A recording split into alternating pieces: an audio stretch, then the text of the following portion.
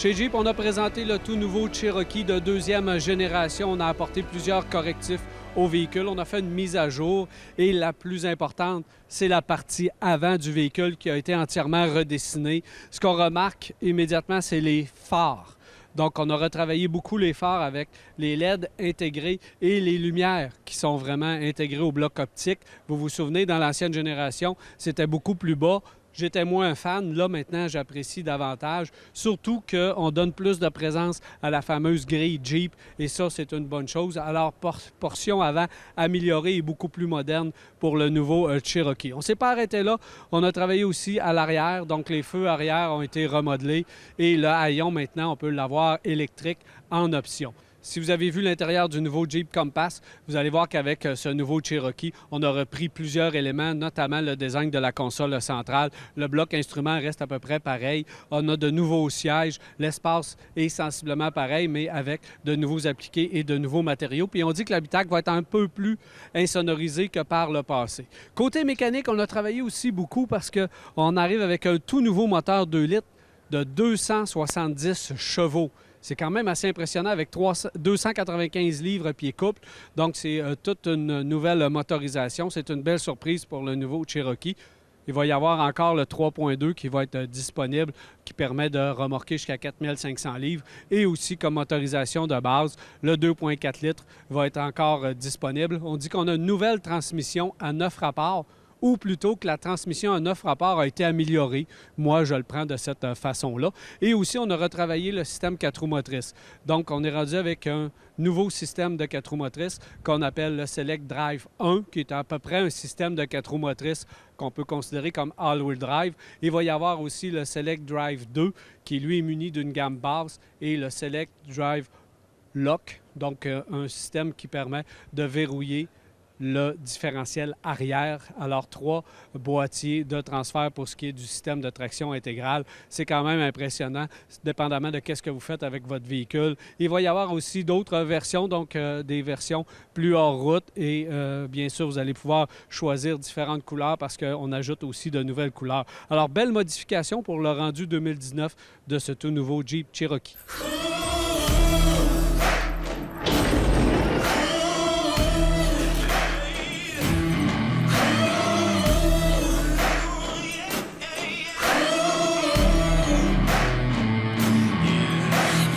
See it in her eyes like the flames of a fire now.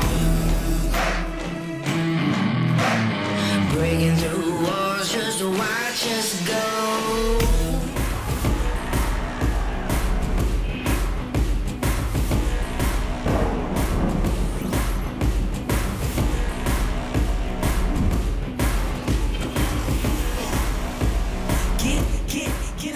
Du côté de chez Chrysler FCA, on nous a présenté le tout nouveau Ram 1500 entièrement redessiné. Quand je dis entièrement, c'est qu'on est parti d'une feuille blanche et on a refait le camion au complet. Lorsqu'on le regarde très rapidement, on dit « Oh, OK, il y a quelques petits changements subtils. » Non, on y a été en profondeur du côté du nouveau Ram. À commencer par le nouveau châssis, un nouveau châssis qu'on dit révolutionnaire du côté de chez Chrysler, qui est même en instance de brevet, tellement on a mis quand même des efforts pour le développer. Un nouveau châssis à 98 fait d'acier haute résistance. Donc, on veut avoir un camion beaucoup plus rigide que par le passé. On ne s'est pas arrêté là parce qu'avec un nouveau châssis, bien, ça prenait des nouvelles composantes de suspension. Donc, nouvelle suspension au complet sur le véhicule, une suspension moderne, même la deuxième génération de suspension pneumatique, donc suspension à air que Chrysler avait instaurée dans le nouveau Ram. Maintenant, c'est encore une fois amélioré et surtout sa réponse aux bosses et aussi ses fonctions sont meilleures lorsqu'on attache une remorque et lorsqu'on fait du hors-route. Donc ça, c'est pour ce qui est des attaches et des composantes. Si on reste en dessous du camion, bien, si on regarde du côté de la mécanique, il y a aussi une révolution ou une évolution si on veut parce qu'on utilise toujours le 3.6 litres, donc le Pentastar qu'on aime beaucoup à 305 chevaux, mais maintenant on ajoute le système e-Torque. Le système e-Torque, c'est quoi? C'est un nouveau système d'hybride léger qu'on dit, donc c'est un alternateur démarreur qui est positionné sur la courroie, qui va venir aider dans différentes situations. Donc, entre autres, au niveau du couple, ça aide beaucoup. Pour ce qui est du 3.6, ce système donne 90 livres-pieds-couple de plus, donc c'est quand même considérable. Et ça permet aussi, ce système, de faire aussi ou d'avoir le système arrêt-démarrage dans une camionnette. L'économie de carburant, c'est important. Le même système est disponible avec le fameux 5.7 EMI. 5.7 EMI aussi qui permet de couper des cylindres pour sauver du carburant. Mais le système e-torque amène 130 livres de coupe de plus. Ce qui veut dire que les capacités de remorquage et de charge ont aussi été améliorées pour ce qui est du nouveau RAM. On parle de 2300 livres qu'on peut placer dans la boîte, donc capacité de charge quand même intéressante, même impressionnante, et capacité de remorquage qu'on peut aller jusqu'à 11 400 livres, ce qui est aussi considérable de ce côté, donc les capacités du véhicule. On n'est pas arrêté là au niveau mécanique, là, je pourrais en dire jusqu'à demain matin, tellement il y a des innovations, vous allez devoir attendre qu'on puisse l'avoir en essai, mais il y a un système qui permet également d'utiliser le système de recirculation de liquide du moteur pour réchauffer même le différentiel arrière. Donc, on a travaillé dans le différentiel, on a travaillé dans les suspensions, on a travaillé dans les boîtiers de transfert. C'est vraiment complètement nouveau. Mais ce qui intéresse les gens, c'est le style. Si on regarde le style, je dirais même qu'on a assagi un peu le style du RAM. On sait qu'on avait une présence très forte. Là, maintenant, on a un style qui est un peu plus sage. On a des lumières qui sont plus modernes avec les LED intégrés et on reconnaît quand même le visage du RAM. Mais si on regarde le capot, il est plus plongeant, plus arrondi, moins carré, moins musclé un peu que par le passé. Donc, ça nous donne un camion qui a l'allure un peu plus chic. À l'intérieur maintenant. Parce qu'on a joué à peu près, on a joué un peu avec les dimensions, mais on se vante d'avoir encore la cabine la plus spacieuse à l'intérieur, mais surtout la mieux insonorisée de l'industrie automobile au complet. Alors, c'est très prometteur parce que c'était quand même déjà assez insonorisé, un RAM. Là, maintenant, c'est encore plus insonorisé. Le bloc instrument ressemble étrangement à ce qu'il y avait par le passé, mais la console centrale, elle, est complètement changée, puis elle reçoit un écran en option de 12 pouces qu'on peut avoir avec le système Connect, qu'on peut moduler ou qu'on peut séparer, qu'on peut jouer avec comme on veut. Alors, c'est très moderne et tous les rangements ont aussi été améliorés à l'intérieur du camion. Si on veut travailler avec, évidemment, ça va être plus simple de placer son iPad et de brancher ces différents appareils. Ce qui est le fun aussi, c'est qu'on nous a présenté la version Rebelle, une version hors route, donc où on ajoute des pneus, des suspensions et où on place aussi des plaques protectrices sur le véhicule et qu'on utilise évidemment un châssis plus surélevé pour être capable d'aller davantage hors route.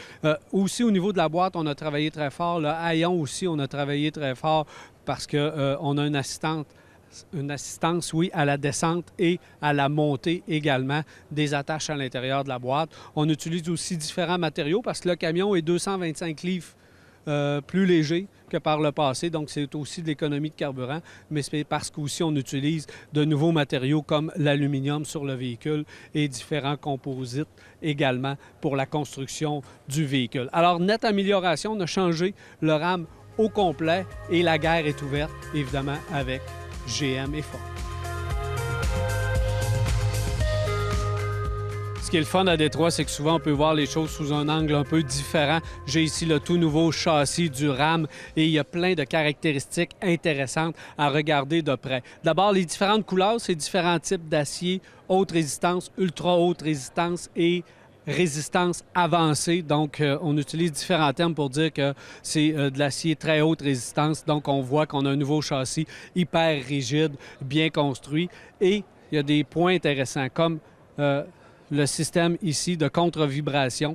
Donc, si on va avoir un véhicule plus doux avec moins de vibrations à l'intérieur de l'habitacle, bien, on a ce module qui vibre à contresens, si on peut dire, et qui fait en sorte que le véhicule se comporte de façon un peu plus douce.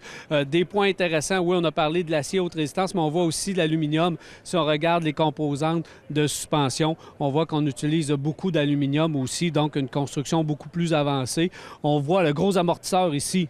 Bon, amortisseur, mais c'est la nouvelle suspension pneumatique du RAM. Il l'a aussi à l'arrière, c'est extrêmement intéressant. Si on reste sur le châssis, bien, il y a une portion du châssis qui est présentement en instance de brevet. Donc, on a voulu avoir un châssis surtout plus résistant lors des impacts. Et on voit cette portion avant ici, c'est cette portion qui est complètement différente. On voit qu'elle est évasée, ce qu'on appelle, et c'est cette nouvelle façon de faire qui va être beaucoup plus sécuritaire, autant pour les voitures qu'on frappe lors d'un accident frontal ou encore lorsqu'on se fait frapper. Et on voit que c'est pratiquement aligné avec la roue. Donc, ce système va utiliser aussi le pneu pour se protéger et protéger l'habitacle. Alors, c'est un nouveau système où on en est très fiers. Autre point, c'est le système e-Torque. On le voit très bien ici. En haut, on voit ce module électronique. C'est un alternateur qui est placé tout au haut maintenant. Alternateur régénérateur parce qu'on va pouvoir utiliser l'électricité avec ce système-là. Donc, récupérer l'électricité et venir aider le moteur à moins forcer. Donc, je vous ai expliqué le système e-Torque. Alors, c'est bien de voir de quelle façon qu'on l'a utilisé et qu'on le place. On voit même le fil qu'on a ici parce que ça prend un nouveau système 48 volts. Il ne faut pas se méprendre, là. Il n'y a pas de système. C'est pas un vrai hybride où il n'y a pas d'utilisation 100% électrique de ce système-là. C'est vraiment un petit moteur électrique qui vient aider, mais surtout l'arrêt-démarrage. On va pouvoir continuer d'utiliser les accessoires et on va pouvoir sauver du carburant. Quand on parle d'un V6 3.6 ou encore d'un V8, bien, lorsque le moteur cesse de fonctionner, c'est beaucoup d'économie de carburant. Alors, très bien pour ce nouveau système, puis je trouve qu'il est bien positionné.